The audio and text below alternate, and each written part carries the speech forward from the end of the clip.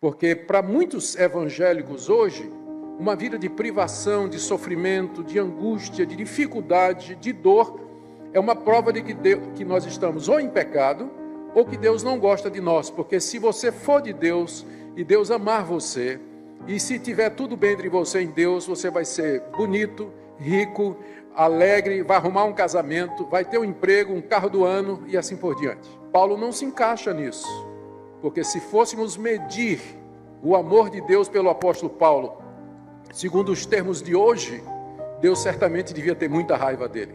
Se a gente fosse medir o amor de Deus pelo apóstolo Paulo, usando os parâmetros da teologia da prosperidade que tem por aí hoje, Paulo seria de fato um rejeitado e alguém contra quem Deus estava bastante irado, porque vocês viram a lista dos sofrimentos dele. Viram a lista dos sofrimentos dele. Então, qual a explicação para um crente fiel, temente a Deus, alguém que amava a Deus, qual a explicação para sofrer tanto? Por que pessoas assim sofrem? Por que crentes fiéis sofrem? E ele explica aqui a partir do verso 7. Vamos ler. Temos, porém, esse tesouro em vasos de barro, para que a excelência do poder seja de Deus e não de nós. Em tudo somos atribulados, porém não angustiados, perplexos, porém não desanimados, perseguidos, porém não desamparados, abatidos, porém não destruídos, levando sempre no corpo o morrer de Jesus, para que também a sua vida se manifeste em nosso corpo. Porque nós que vivemos somos sempre entregues à morte por causa de Jesus, para que também a vida de Jesus se manifeste em nossa carne mortal. De modo que em nós opera a morte, mas em vós a vida. Tendo, porém, o mesmo espírito da fé, como está escrito: eu criei, por isso é que falei. Também nós cremos, por isso também falamos, sabendo que aquele que ressuscitou o Senhor Jesus, também nos ressuscitará com Jesus e nos apresentará convosco. Porque todas as coisas existem por amor de vós, para que a graça, multiplicando-se, torne abundantes as ações de graças por meio de muitos, para a glória de Deus. Aqui, em resumo, Paulo está dizendo que a razão pela qual Deus o faz sofrer é para quebrar a sua autossuficiência, quebrar a sua autoconfiança, tornar Paulo totalmente dependente de Cristo, para que a vida de Cristo se manifeste na vida dele. A vida de Cristo não pode se manifestar na vida de Paulo sem que Paulo primeiro morra. E para que Paulo morra, são necessários os sofrimentos, as privações e as contrariedades para quebrar o seu orgulho, quebrar a confiança nele mesmo e despertar uma confiança plena em Deus. E aqui Paulo apela para uma analogia, que é a analogia do vaso de barro, que é como ele começa no verso 7. Nós temos esse tesouro em vasos de barro. O tesouro a que Paulo se refere é o verso anterior, quando ele fala do conhecimento de Deus na face de Cristo, o Evangelho. O Evangelho é o tesouro.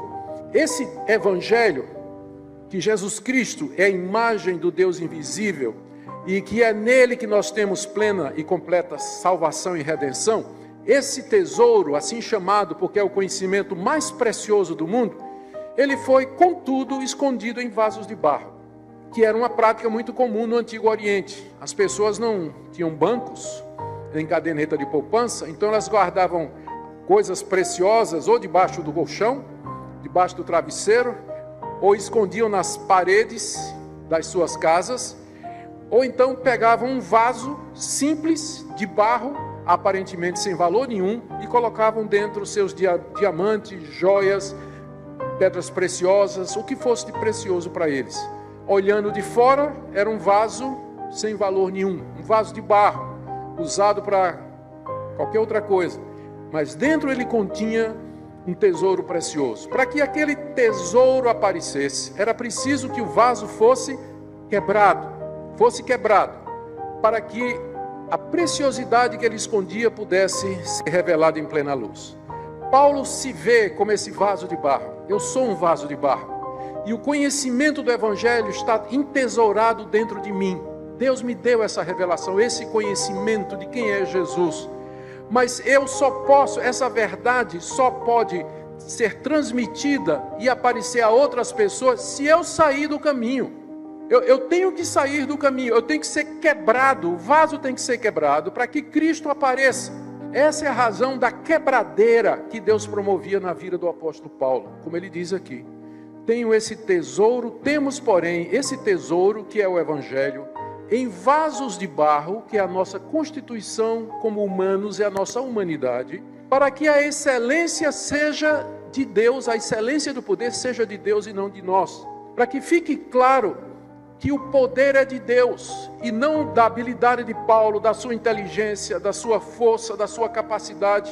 Deus resolveu fazer assim para que a glória fosse dele. O que Deus resolveu fazer foi pegar o conhecimento mais precioso do universo e esconder em pessoas como vocês e eu, que precisam ser quebrados todo dia para que essa verdade transpareça. Essa é a razão pela qual Deus submetiu o apóstolo Paulo a todos aqueles sofrimentos, a toda aquela quebradeira. E essa é a razão pela qual também ele continua hoje submetendo à quebradeira homens e mulheres fiéis, que creem e temem a Deus e querem servi-lo. Porque enquanto nós confiarmos em nós mesmos, enquanto nós quisermos aparecer e ter o primeiro lugar, esse tesouro não vai aparecer. Para que fique claro que a excelência do poder é de Deus, o vaso tem que ser quebrado. De que maneira Deus faz isso? Nos versos seguintes, de 8 a 9, Paulo faz 4 contrastes aqui, para mostrar de que maneira fica evidente que o poder do Evangelho para salvar é de Deus e não dos homens. Veja só, verso 8. Em tudo nós somos atribulados, porém não angustiados. Ou seja, Deus quebrava Paulo até onde Paulo podia aguentar. No limite, no limite. Em tudo eu sou atribulado, porém não ao ponto de ficar angustiado, desesperado. Deus sabe até onde a gente aguenta. Então ele nos leva ao extremo, ao ponto até onde a gente pode ir. Segundo contraste, perplexos, porém não desanimados. Perplexo é alguém que foi surpreendido por alguma coisa que ele não sabe explicar, está perplexo. Então, não poucas vezes na sua vida, Paulo se viu perplexo. Deus, por que isso está acontecendo? Por que essa dificuldade? Por que essa porta não se abre? Me parece tão óbvio que o melhor caminho era por aqui.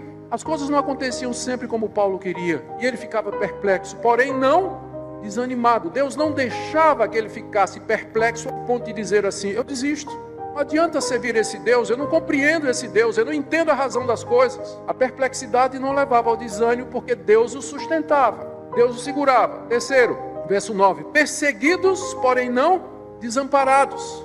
Deus permitia perseguição na vida de Paulo, perseguição feroz, violenta, cruel. Não só abusos morais, mas perseguição física mesmo. Vocês viram na lista, chicotadas, varadas que ele passou. Porém, apesar de perseguidos, ele não era desamparado, como por exemplo lá na prisão de Filipos, quando ele estava lá com Silas, depois de ter sido chicoteado, recebido varadas nas costas, estavam lá na prisão, de noite eles estavam cantando e louvando a Deus, e Deus respondeu trazendo liberdade através de um terremoto e de um carcereiro que se converte naquela noite. Perseguido, porém não desamparado. Deus permitia perseguição na vida dele, mas não ao ponto em que Paulo dizia assim: estou completamente desamparado, não estou sentindo a presença de Deus, não estou sentindo nada da parte de Deus, porque Deus só deixava a perseguição ir até um ponto, porque ele sabia que se fosse mais um pouco, até Paulo não ia aguentar, nem eu e nem você. Por isso que a Bíblia diz: não vos veio provação que não fosse humana. Deus não permitirá que sejais provados além do que podeis suportar. E juntamente com a provação ou a tentação, Ele dará o escape para que vocês possam aguentar. Então era nisso que a excelência do poder se media. Última coisa, verso 9: abatidos, porém não destruídos. Paulo ficou abatido muitas vezes. Quem é que não ficaria diante daquela lista? Quantas vezes Paulo não deve ter ficado abatido, mas nunca destruído, dizendo: chegou o fim, minha vida acabou, é o fim de tudo, não vale mais a pena, não vale mais a pena. É nesse sentido que a excelência do poder se demonstra, ou seja, que o poder excelente é de Deus. É que Deus usa criaturas frágeis, criaturas vulneráveis, pessoas limitadas, pessoas sofridas, que podem, sujeitas a todo tipo de mudança, de dor aqui nesse mundo. Através delas, Deus manifesta o seu poder mediante o tesouro desse conhecimento que é o Evangelho. Essa é a razão pela qual eu sofro, diz o apóstolo Paulo. Então aquilo que os seus inimigos diziam, que era algo contra, tipo assim, essas listas de sofrimentos aqui é uma prova de que Paulo não é de Deus, porque como é que Deus deixaria um servo seu passar por tudo isso? Paulo diz exatamente o contrário. Esses sofrimentos são para que fique claro que Deus é Deus, eu sou apenas um vaso de barro. É para esse motivo que Deus permite esse tipo de coisa. E aí ele tira as conclusões disso no verso 10 até o verso 11, explicando que é dessa forma que a vida de Cristo se manifesta. Verso 10, levando sempre no corpo o morrer de Jesus, para que também a sua vida se manifeste em nosso corpo. Levando sempre no nosso corpo o morrer de Jesus. Jesus morreu na cruz para que nós tivéssemos vida. Da mesma forma, os seus seguidores têm que morrer para que outros tenham vida. É nesse sentido que Paulo diz, eu levo no corpo o morrer de Jesus. Ou seja, eu sou uma pessoa que estou condenada à morte, embora viva. Nós que vivemos, né, levamos no corpo o morrer de Jesus. Por isso não adianta insistir em viver. Viver aqui é viver para a sua glória. Viver para você mesmo, viver para os seus interesses, pensar só nas coisas daqui, porque o cristão, por definição, é um dead man walking, já tem a sentença de morte sobre ele. Ele tem que morrer para que Cristo viva, como ele diz aqui, verso 10, voltando, levando sempre no corpo o morrer de Jesus, para que também a sua vida se manifeste em nosso corpo. Porque não é isso que nós queremos, que Jesus viva em nós, que a vida dele se manifeste em nós, a vida do Cristo ressurreto se manifeste em nós, porque esse é o verdadeiro poder do cristianismo, não é a sua vida, mas o Cristo ressurreto vivendo em mim. Mas para que ele viva em mim, eu tenho que morrer. Não mais eu, disse Paulo, mas Cristo vive em mim. Para que Cristo possa viver em mim, eu tenho que morrer. É isso que Paulo está dizendo aqui. Nós temos que morrer para que Cristo possa viver. Verso 11, nós que vivemos, somos sempre entregues à morte por causa de Jesus, para que também a vida de Jesus se manifeste em nossa carne mortal.